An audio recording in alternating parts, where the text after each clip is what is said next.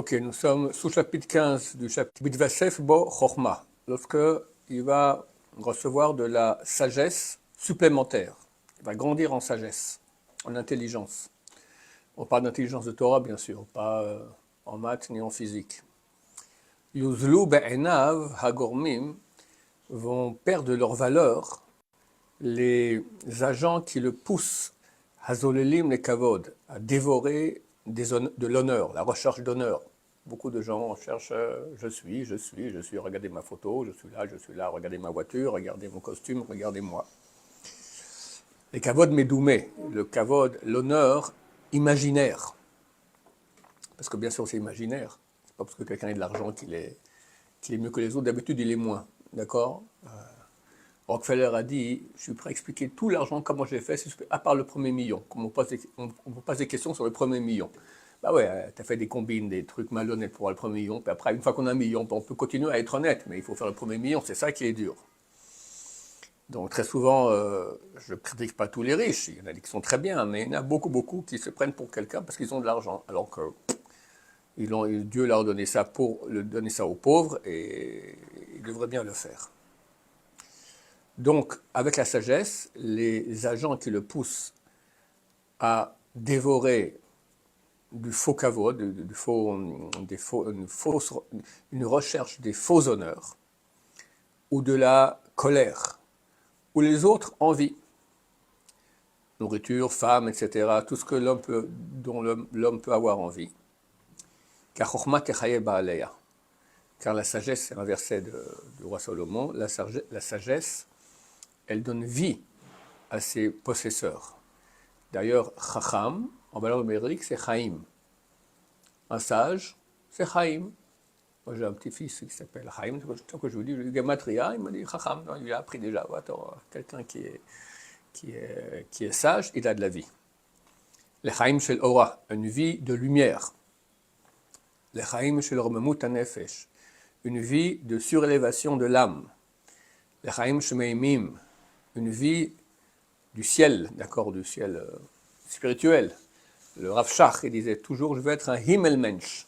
C'est même pas du yiddish, c'est de l'allemand. Mensch, c'est être un mensch, c'est un être humain. Un Himmel, c'est le ciel. Je veux être un être humain du ciel, d'accord, quelqu'un de spirituel, pas sur terre, pas attiré par les bêtises de ce monde. Vazivato hashfelim, et par cela, il va quitter les choses basses. Toladat mechoyavet mikinan achorma, c'est une conséquence obligatoire de l'acquisition de la sagesse. Plus quelqu'un a de la sagesse, plus il va quitter les bassesses corporelles de ce monde.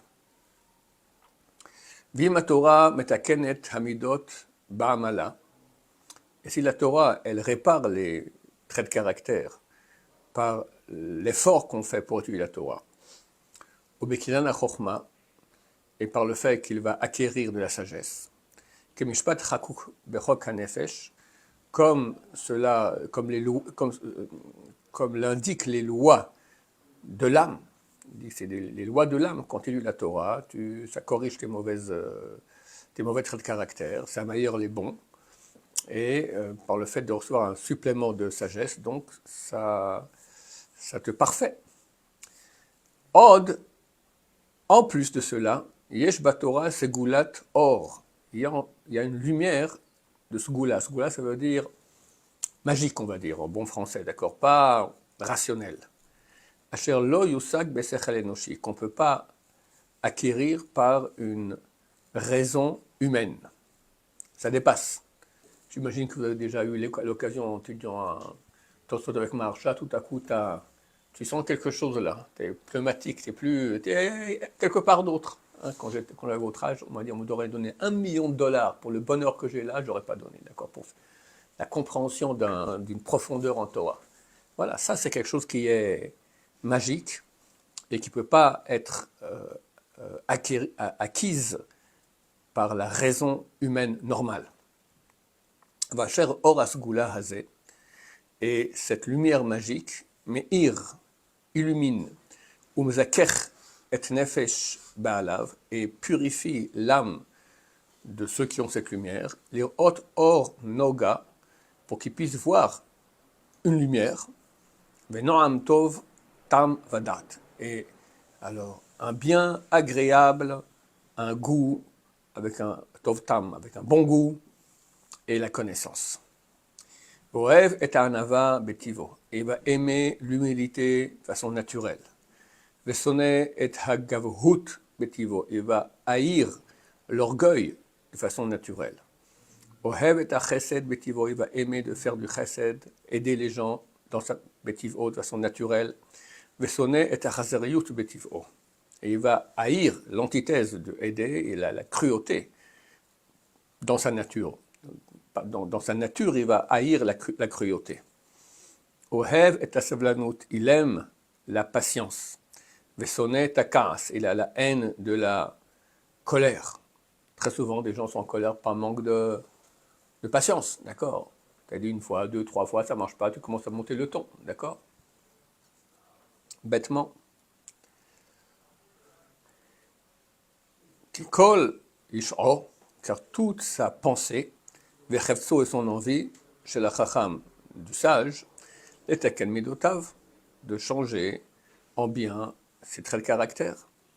Omisaer anetiotav araot, tachlit atzar, et il entristesse des mauvais penchants qu'il a, pas d'une tristesse, d'une douleur totale. Ve'en ke'ev la chacham kekevo, il n'y a pas de douleur au sage plus grande que la douleur qu'il a à l'erchelo bemida shel gnut, quand il a trébuché avec un mauvais trait de caractère. Ven simcha la chacham, il n'y a pas de plus grande joie au sage que simchato al tikun midotav, que la joie qu'il a d'avoir réparé ses mauvais traits de caractère. Que maaseh shel chassid shechachav bizavit asina, comme l'histoire du chassid du pieux qui dormait dans un coin du bateau, donc sur le pont du bateau, il y avait des gens qui dormaient. Les riches avaient des chambres et les pauvres, ils dormaient sur le pont. C'est une histoire que ramène le Chavot al-Bavot. Et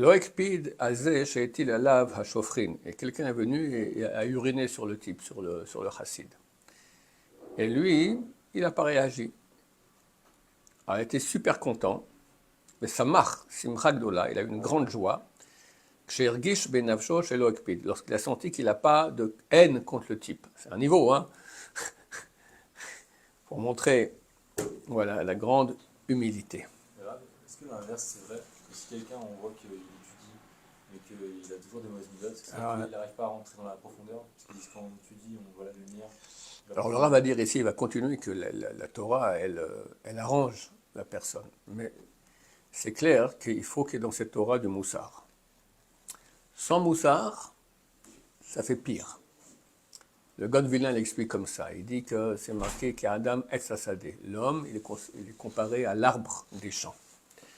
Et la Torah comparée à l'eau. Chaque fois que tu vois l'eau, c'est comparé à la Torah. Comme à page 17 là-bas, c'est que chaque fois qu'on parle d'eau, on parle de Torah. Donc tu prends un petit arbre, mais il est tordu. Quand tu mets de l'eau dessus, la Torah, l'homme, il va grandir. Mais s'il ne va pas corriger les choses tordues, alors c'est un petit tordu, il fait un grand tordu. Et tu verras des grands rabbins avec des grands chapeaux, des grandes barbes, qui sont des grands tordus. Ils font un chilul Hashem terrible. Parce qu'il n'a pas corrigé les midotes. Il cherche le kavod, il est coléreux, il est avare, enfin tout ce que tous les mauvaises midotes. Ah, c'était petit, maintenant c'est en grand. Parce que maintenant c'est un grand. Et c'est vrai qu'il sait beaucoup de choses. C'est un pauvre type. D'accord? Un pauvre type habillé en rabbin. C'est là, ça arrive, il faut faire attention à cela, que nous, on ne soit pas dans ce camp-là. Il faut de travailler beaucoup les midotes. Et ça, il faut du moussar. Sans moussar, on ne peut pas. Donc ça fait partie de la Torah dont parle le Rav. Alors lui, il parle d'études de Torah, la halakha, mais sans moussar, ça ne va pas. C'est clair, il faut aussi la partie de moussar quotidienne pour qu'on ne tombe pas dans le piège de nos mauvaises midotes.